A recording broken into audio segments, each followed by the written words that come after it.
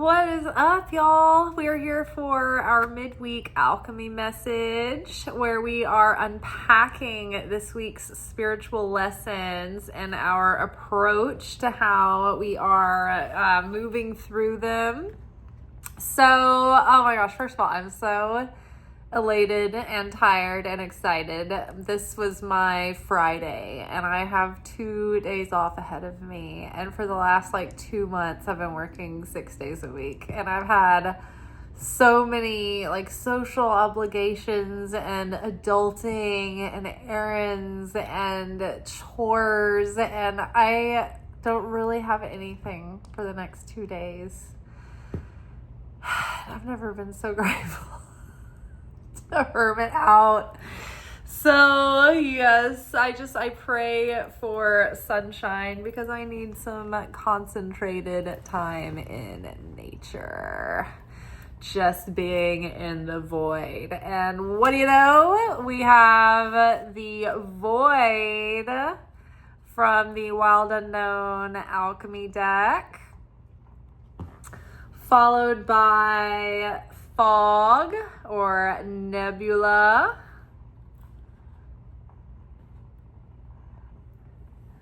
followed by calcification. Like these images and colors together, that's a vibe. Feels like a vibe. All right, underneath void, we have 9 of Swords.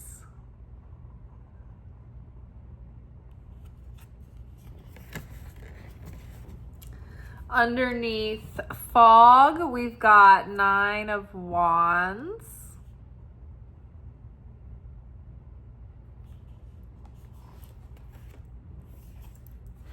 And underneath calcification, we have Justice.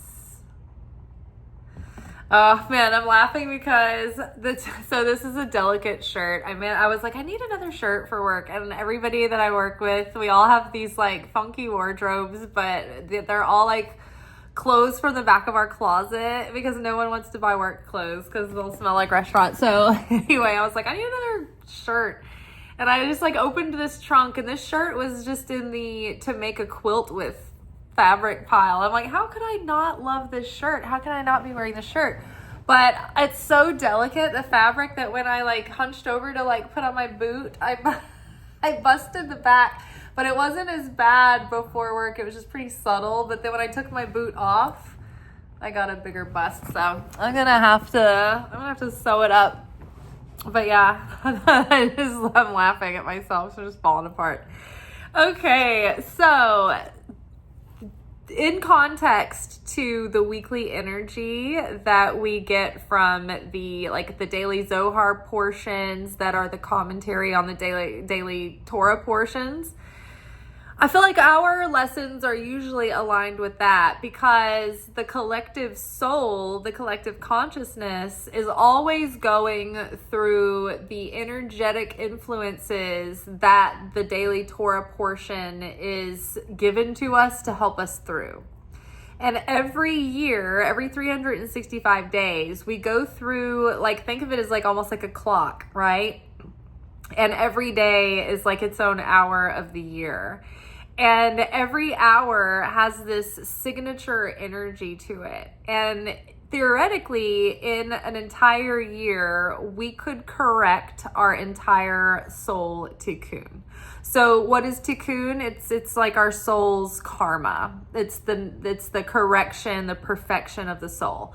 So life has to offer us opportunities and scenarios in order to play things out, work things through, have opportunities to transcend our lower nature and transform things, have different perspectives, have eureka moments and revelatory moments, right?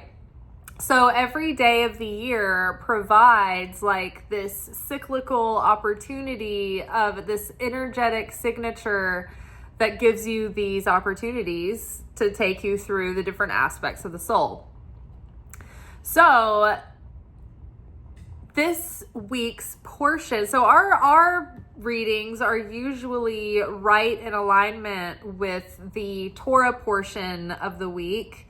And like whatever like high holy holidays are going on, it's usually in alignment with that too, because the holy holidays, what they really are, they're not just for Jewish people. It's just that this is, these are times of the year where there's like an opening in the cosmic windows.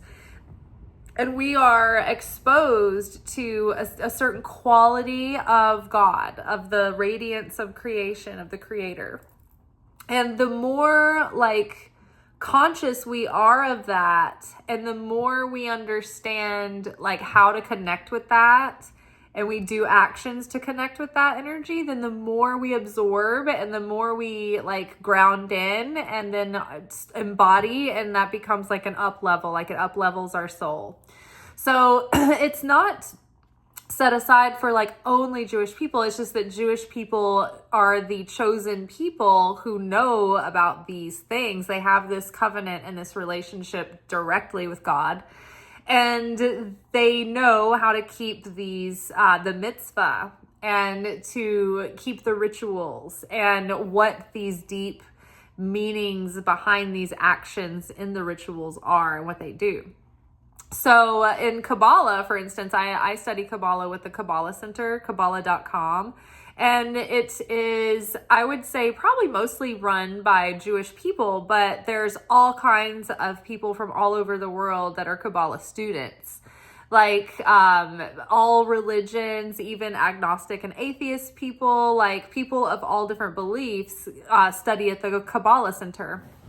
And so the Kabbalah Center will have like daily Zohar readings that are, the Zohar is like the deepest spiritual mystic interpretation of the Torah. So that is the rabbinical commentary that talks about how the Torah is a coded language that's talking about our soul's progression and development and our relationship with the Creator. There's different layers of things going on in the Torah. So this is the deepest layer, right? Okay, so every day I'm noticing as I'm, over the last several years about I'm watching the Daily Zohar and I'm thinking about our weekly lessons. And I'm like, wow, they always end up syncing, perfectly.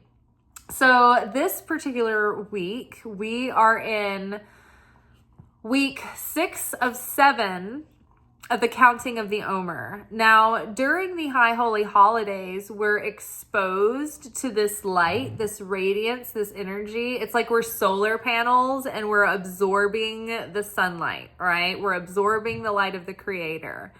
And so in order to be able to use that energy, in order for us to be able to channel it in a productive way, we have to like filter it, ground it, and store it within us. So it's not like sending out these electrical arcs. It's not absolute chaos, right? And what that means for us in our life is, like, if you start to read, say, have you ever bought a self-help book or a spiritual book? And you just open the table of contents and you kind of read the first few sentences and it's like, it's on from there.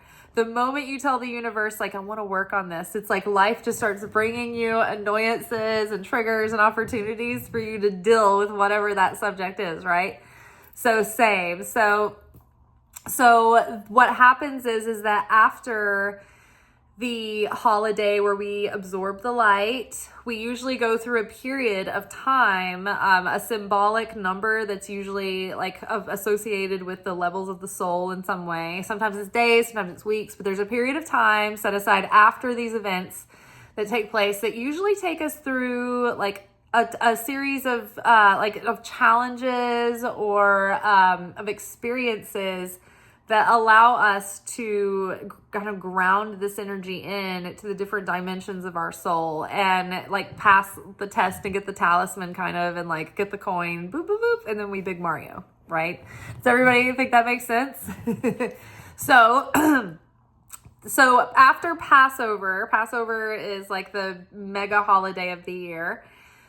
after Passover happens and we gather all that light for like that 8 days, then afterwards starts the counting of the Omer for 7 weeks. And that's when we go through the 7 dimensions of the soul. And for a week long, each dimension of the soul is challenged in the theory, like the subjects and categories that it is associated with. So this week is the 6 of 7, and we are dealing with the sacral chakra and the dimension of Yesod. And here I am deploying chart. Woo! Chart.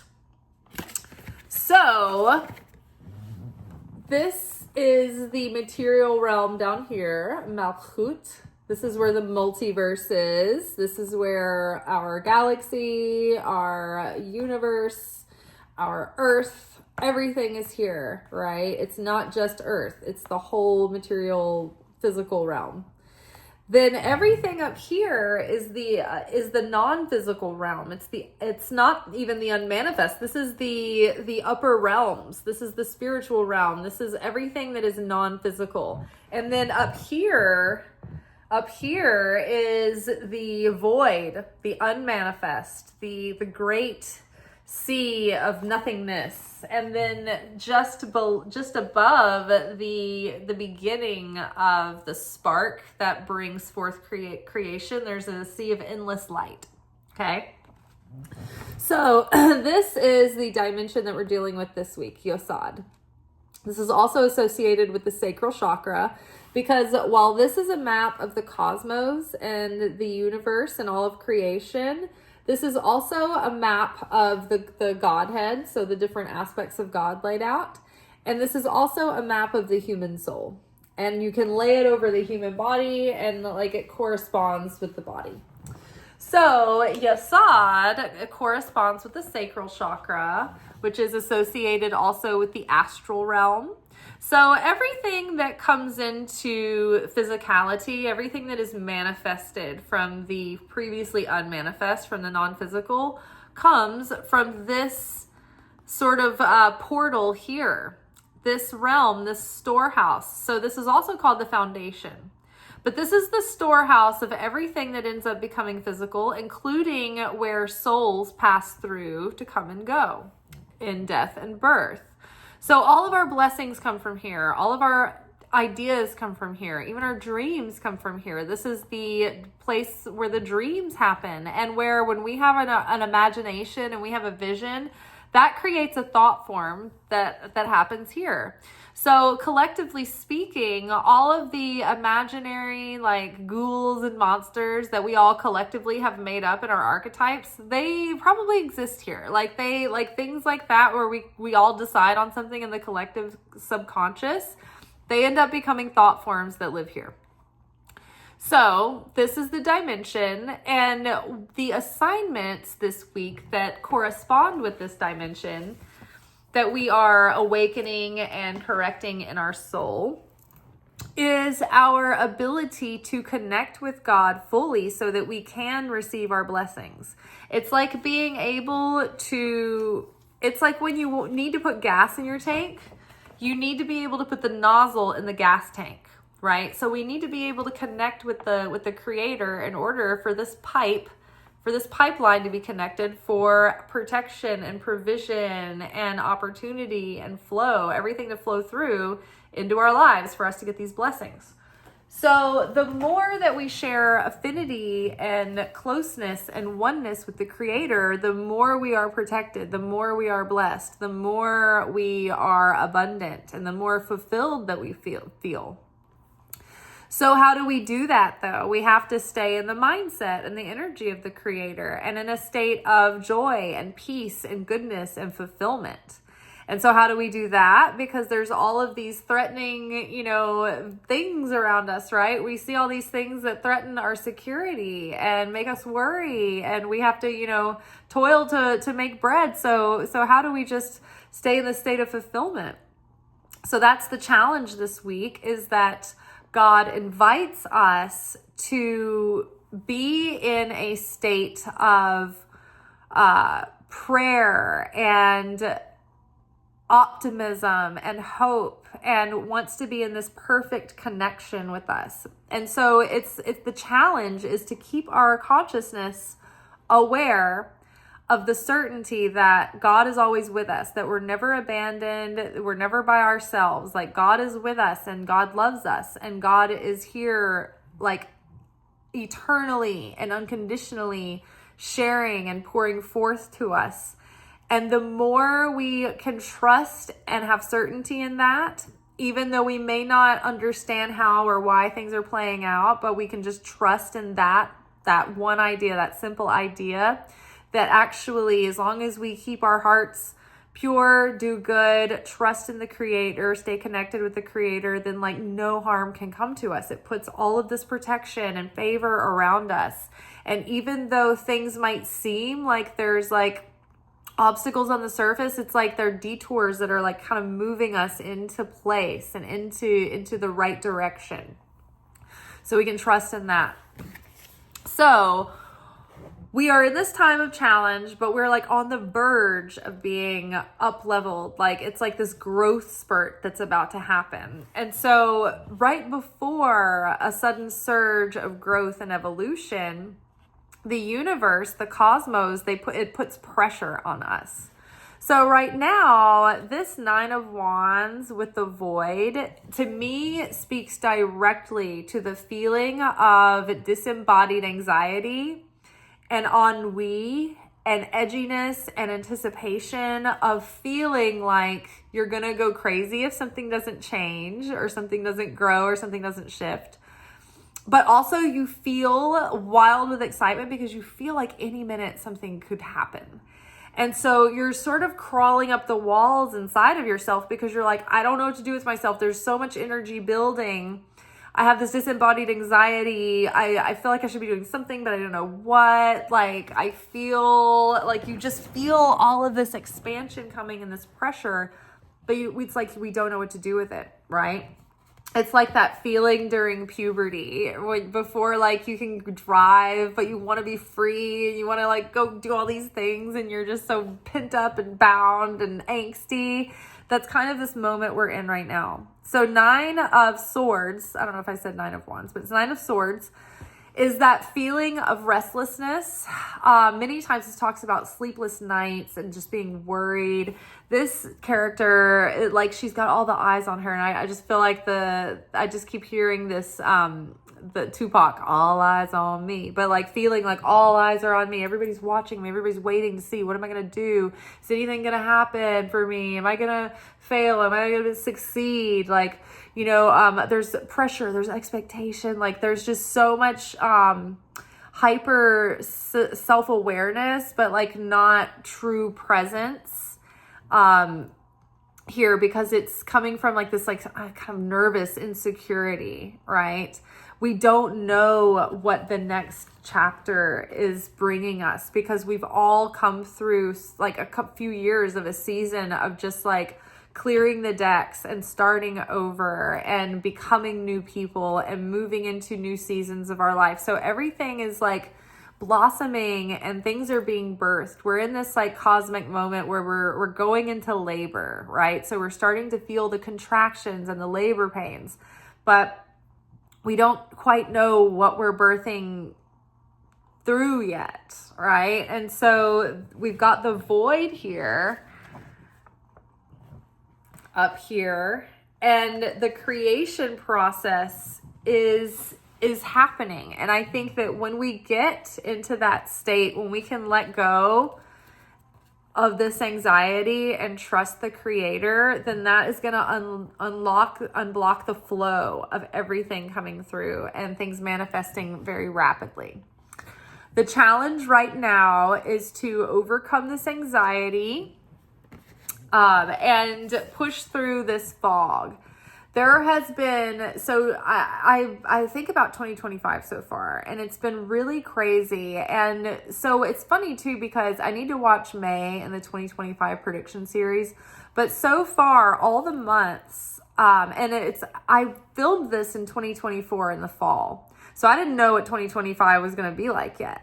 And there were all of these messages that it was going to take so much more discipline this year to stay focused and stay on top of things. Which, if you guys don't remember, there was like that big like Pluto leaving Capricorn and entering Aquarius. So we thought, oh my God, finally all of this like personal chaos and all this like harsh discipline from the universe, like it's finally going to be like alleviated. So what's this year going to be about? Just so we're going to be having so much fun. We're going to be airy fairy. Like, what's going on? No, wrong. Just this year, intensity, right? And it's so funny because the readings went right into like overcoming fear, scarcity, anxiety, hostility, rage. It's like, what is this year? And it's so funny. It's so true. But we've had this need to stay extra determined to stay focused because there's so much distraction and it's so draining and it's so it just makes you feel helpless and hopeless, which are the lowest vibrational emotions. In fact, I will try to remind myself to add the slide. I went and found it in my phone. I saved it from somewhere at some point, but there's a pyramid of emotional vibration on a scale of like lowest to highest kind of thing. Hopelessness, despair, rage, like hostility, like all of those are very low, very disempowering feelings. So getting out of that, like feeling so tired, so drained, so emotionally in a malaise, like this year so far. Only recently have I been feeling that fire come back and that intention and that determination. But it was pretty dark there for a few months. And right now, the challenge is the fact that, so the fog, the nebula is where a star explodes and there is all this gas and mineral debris in the air and all of this heat and cooling and expansion and all of these things going on that are making these beautiful, like colorful neon gas clouds. And so you'll see these images from the Hubble telescope of all these nebula, and they're like these beautiful neon clouds, and they call them the nurseries of stars, the nurseries of galaxies, because this is where like you see the birth of like these baby stars coming to life. So it's like this one star blows up, but from that, in that cloud of that blanket of heat and of elements and minerals and gases, new galaxies are formed, new stars, hundreds, thousands of new stars come from that one. So we're kind of in this moment where our old timeline, the star blew, right? And now we're in the nebula where the initial chaos of the the cataclysmic explosion is over. Now things are starting to cool, the dust is coming together, and we're birthing new galaxies. But there's like this sort of like when you get over like an ordeal or a shock, you're just sort of like kind of trying to gather your wherewithal, right? And so I feel like we don't realize how easy it is for our nervous systems in these modern times of like so many intense things going on, being exposed to all of these natural disasters, war, like imagery of human slaughter that like people would have never been exposed to before. And it's just like casually like in our face day and night, right? So we don't realize how easy it is for our nervous systems to become overwhelmed and go into these low-level trauma responses.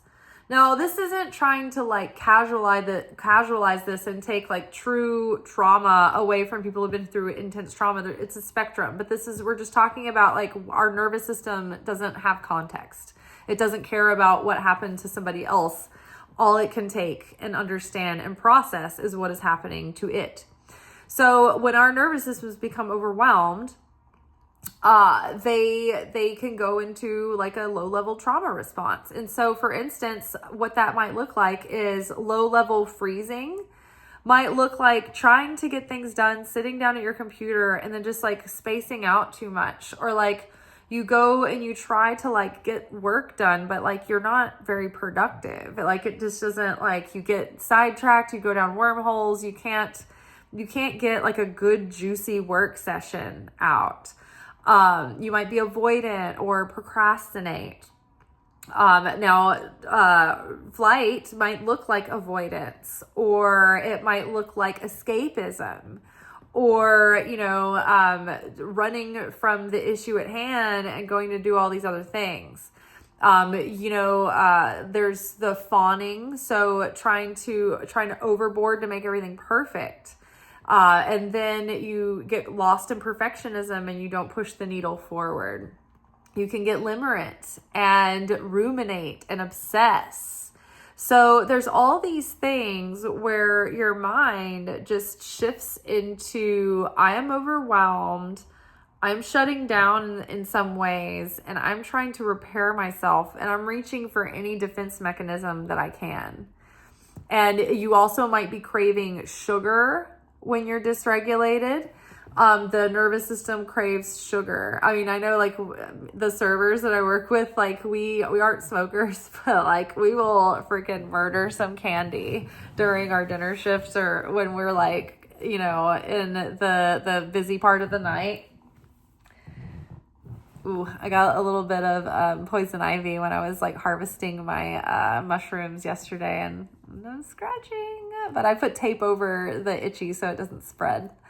But I'm still scratching. Okay, so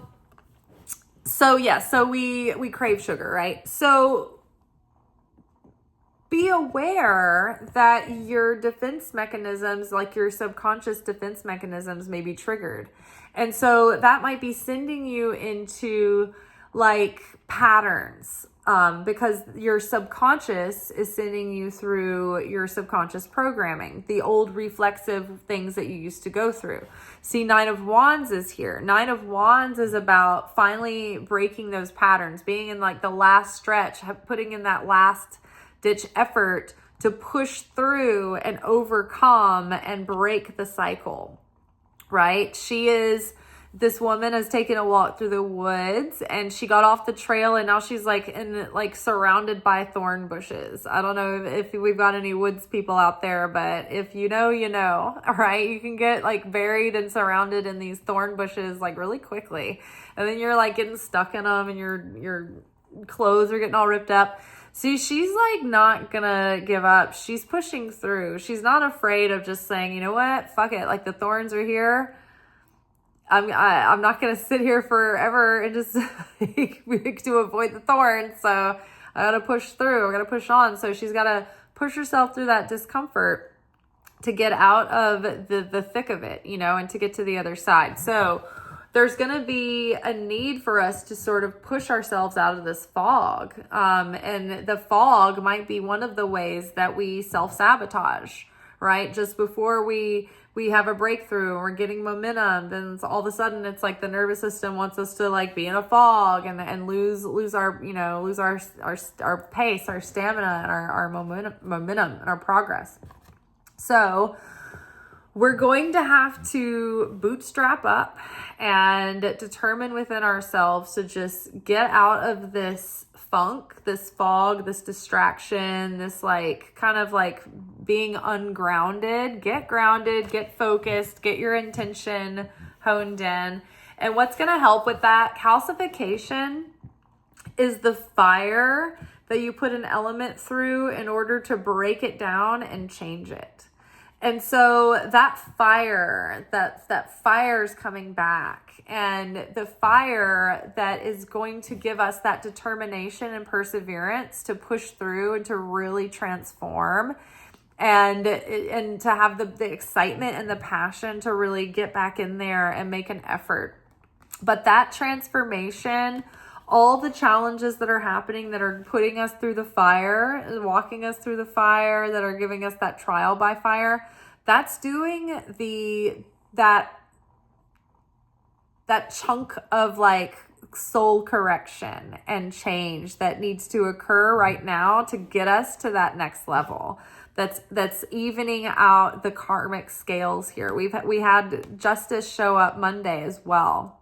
So this is very present this week, this idea of the scales being shifted. And the only way that happens is when we transform our negativity, right? So we're truly changing that lower self within so that we can become more like that, more the higher self. We start embodying more of the higher self. And the more that we become merged with the higher self, the more that we have that vibrational affinity with the creator to draw us close to the creator. And that melts away the anxiety because we're like, oh, I'm close to the creator and I can feel that presence and that protection. And it makes me feel at ease and it makes me feel at peace. And I feel like all is well, whatever will come what may, it is what it is. And this is God's intention. And I trust that I can let go and the river will take me and I'm going to do my best. Right. And I'm going to do my best and I'm going to show up and do my part, but I'm not going to try to control everything. I'm going to give God space for the miracles to do their thing. And so then the cosmos are going to come in and the spirit will move through. And it's like when the Israelites had to build the tabernacle, their like temporary temple on the go while they were wandering the wilderness.